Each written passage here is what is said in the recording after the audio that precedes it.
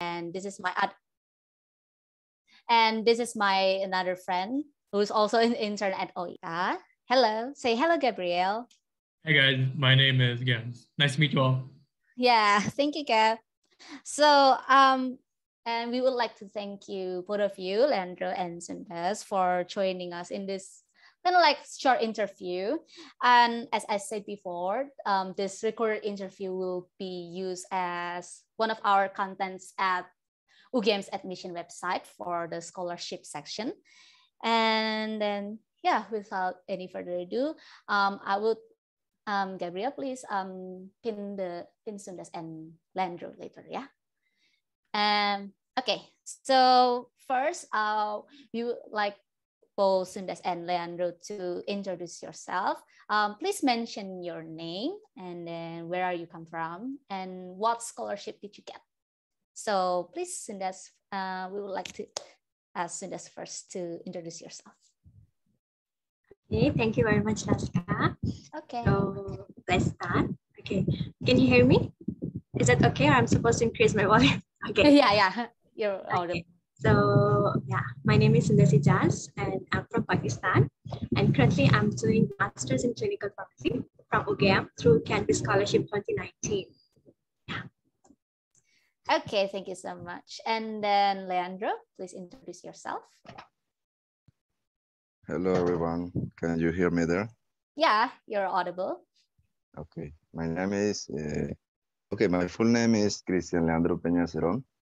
I am from Colombia, currently pursuing the master's degree in geological engineering, and my program is the GMIF 2020.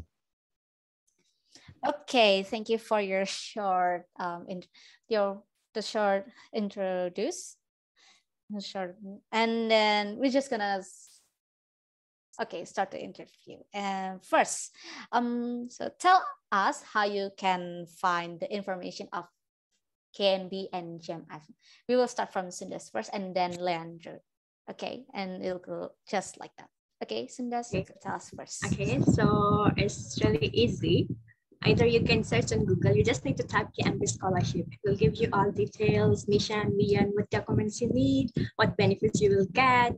And it's even like applying is super easy. The documents, they're not really complicated. They're just your degrees, your passport, and even like it's a good thing in this scholarship, like you don't really need IELTS to fill. Even if you did your bachelor degree in English medium university, or you have medium of instructions English, so you can just give that letter and it's done. And then filling application is just simple information.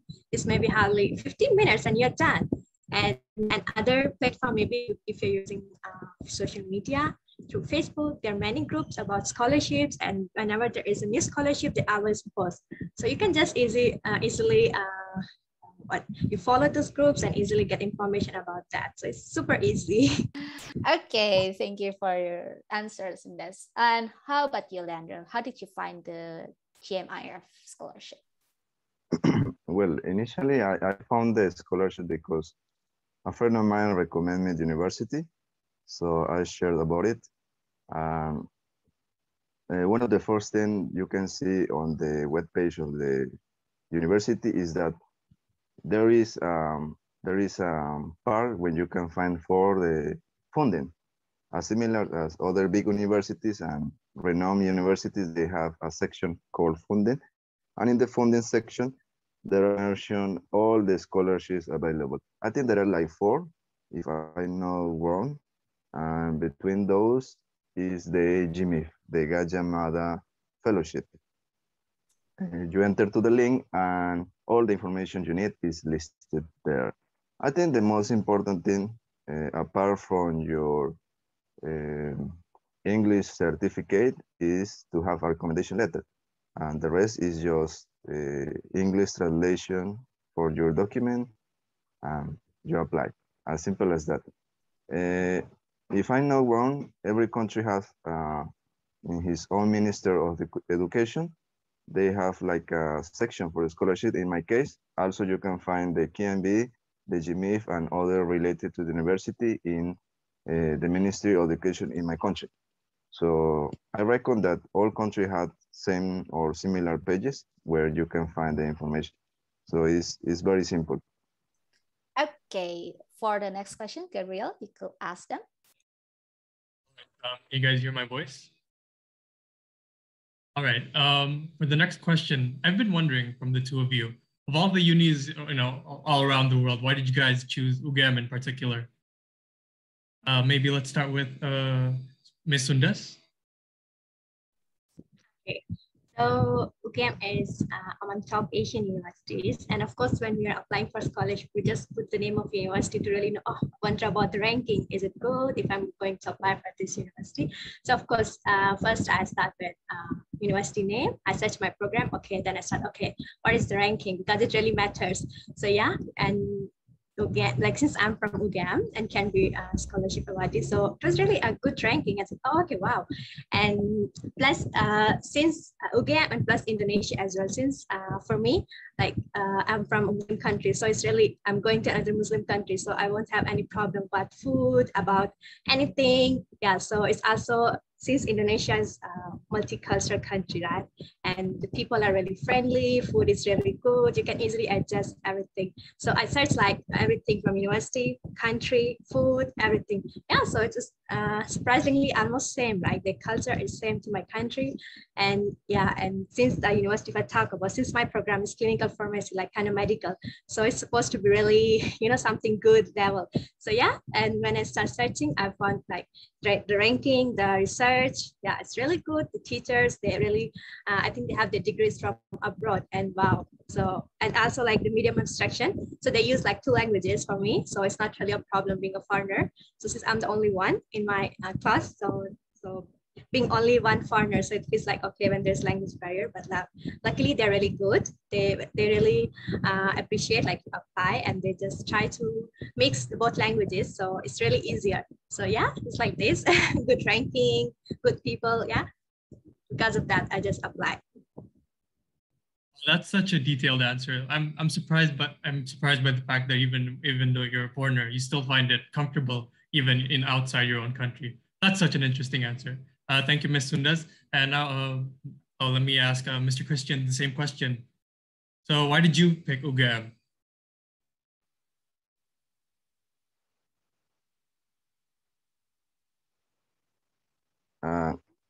Hello, sorry, I think I have problem with the signal. Can you hear me clearly, or is? Hello? Yeah. Okay. Yeah. Wait. Okay. In my case, yeah. I choose university based on 3 criteria. The first one, the quality of education.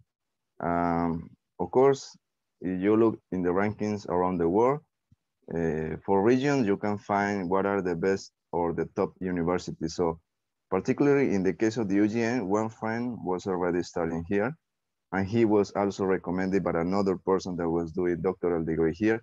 So they say, this is top university, you should share more about it. So I look for on internet, I check some review about the research status, the ranking in the country, and the ranking in the Asian countries. So that was my first criteria. The second criteria is maybe more technical. My first degree is petroleum engineering.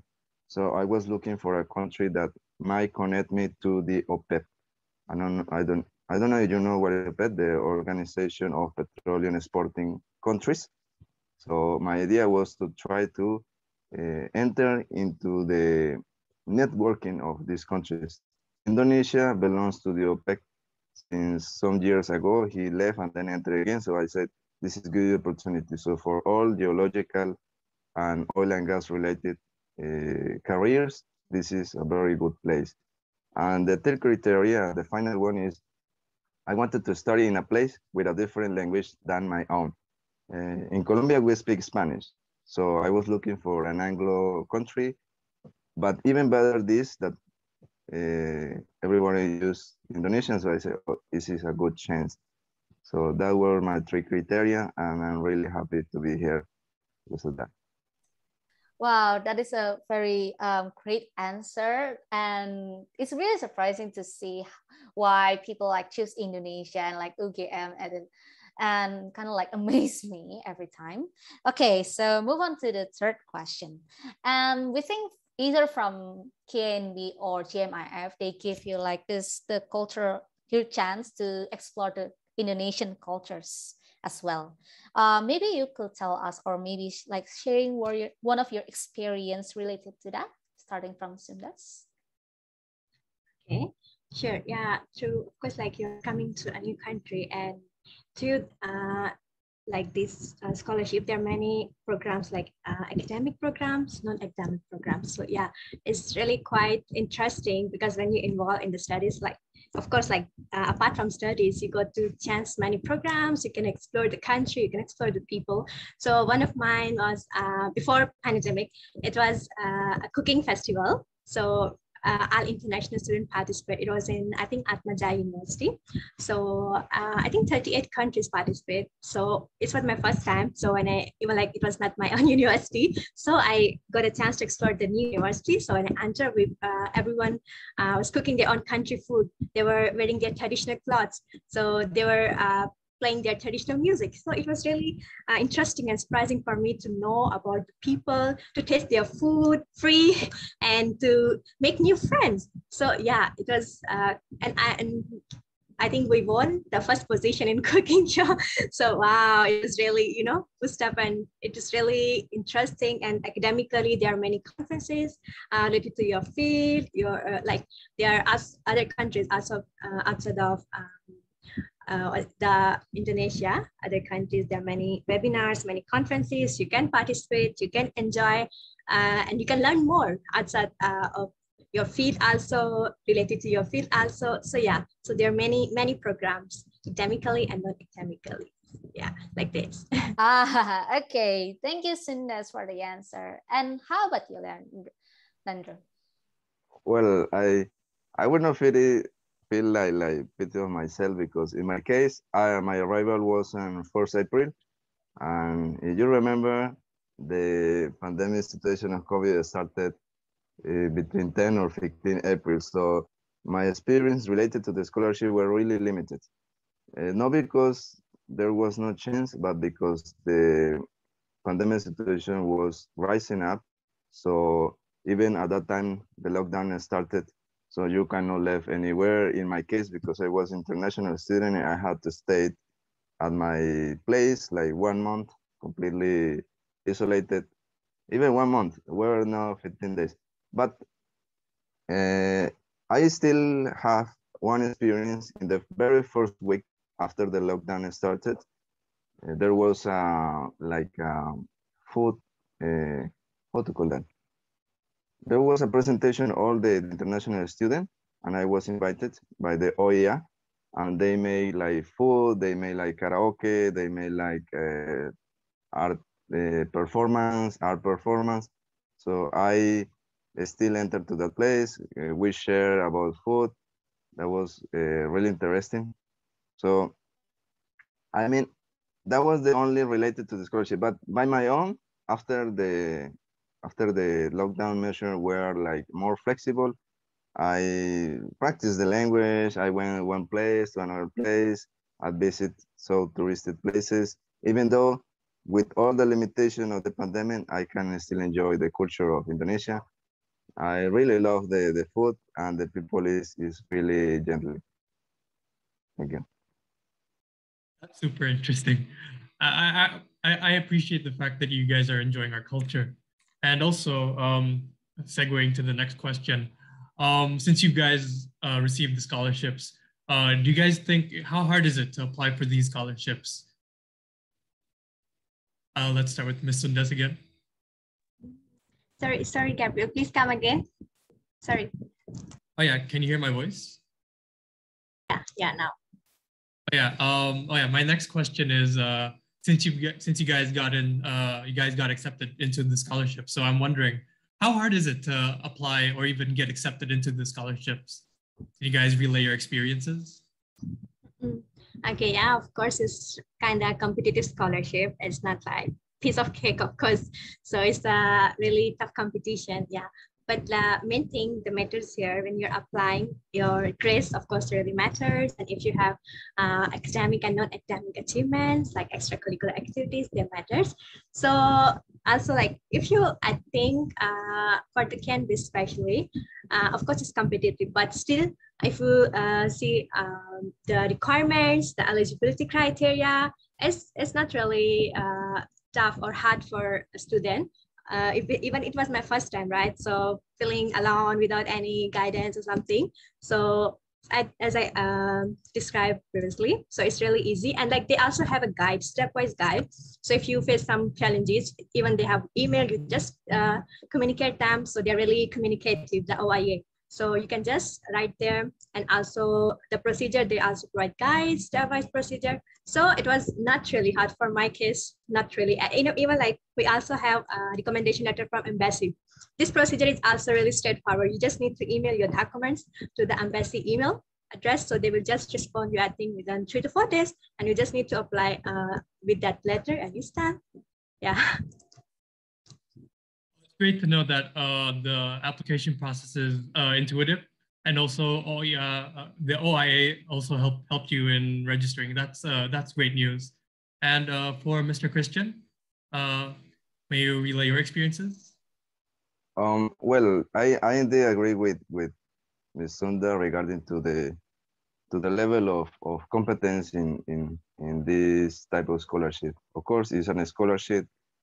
You don't need to be the best student of your university, but you might need some degree of excellence. So, of course, if you have additional things in your CV, for example, you have work experience, you had extracurricular activities, if you manage more than one language apart from English, that would be a positive asset. In my case, I think we have a little different methodology regarding to KNB. I think our scholarship a little more simpler. After checking your excellence or your grades and all your CV, you will receive an interview. Of course, in your interview, you have to be natural. You have to express your wishes with the country, with the university, and also if you already have a topic for research, is even better. That will be at points to your interview. So talking about technical or bureaucracy is really simple. It's really simple. You only have to have your certificates, your documents translated to English, and that's all. The OEA will support your process and they will be attended, because in my experience, I had really happy experience with the application process because it was simple, it was short. And after I got admitted, they even gave me a person to guide me here in Indonesia. So really cool. Okay, thank you. That is a kind of like the answers that I really want to hear, because, well, when we trying to apply for the scholarships, we tend to think that it's gonna be hard like that. But after hearing you, both of you sharing your story about, is it really hard to get the scholarship? I think it's kind of ease us who still want to get a scholarship, who's still searching for a scholarship. And with that comes to the last question. So do you have any kind of tips? Do you want to share kind of like tips and tricks like such like that for the next applicants, either from KNB or GMIF? Starting from Sundas, please. Okay, so since I don't think so there are really tips or tricks, because the process is already super simple, but like I may just advise them, I eagerly want to recommend the new coming applicants. If you want to really have a life-changing and long-lasting experience, then apply for KNB or GMIF Scholarship and explore the most diverse country in the world, its culture, its people, its education system, and they are more welcome. And plus, like, if you're worried about the Bahasa Indonesian language, so don't worry, it's not really difficult since there are not tenses in it. So you can easily learn with the natives, you can easily explore. So don't think like it could be a barrier to achieve your goals. Yeah. Okay, thank you for your tips in this. And from you, Leandro, any tips for the next applicants for GMIF? Well, I think there is no such a thing like a tip, but common sense. If you really want to continue your studies at a higher level, postgraduate, for example, you at least have to be like organized with your things. You have to be a good student, and you have to have passion and ideas. So, for example, at the time of presenting your interviews, you have to express what you want. If you had ideas for research, you have to study in advance what is the university or what is the faculty working on. So with that, you can do your thing. So my tip is being organized, have passion, and have ideas. That's all for my side. Well, okay, thank you for your answers. That is a great answer. Like, kind of like inspire me and Gabriel, who also kind of like want to search scholarship for maybe for continuing our study. And with that, this ends this short interview right here. So once again, from me and Gabriel, we would like to thank Sundas and Leandro once again for joining this short interview, and hope you guys stay healthy, and well, this interview is already ends. Thank you. Thank you very much, Aska and Gabriel. Yes. Thank you very much, guys. Good luck. Yes, Yes, for the Sundas, time. Leandro, you may leave the room now. Okay, bye bye. Have a great Bye day. bye. Have your day too. Bye, Have a guys. nice day too.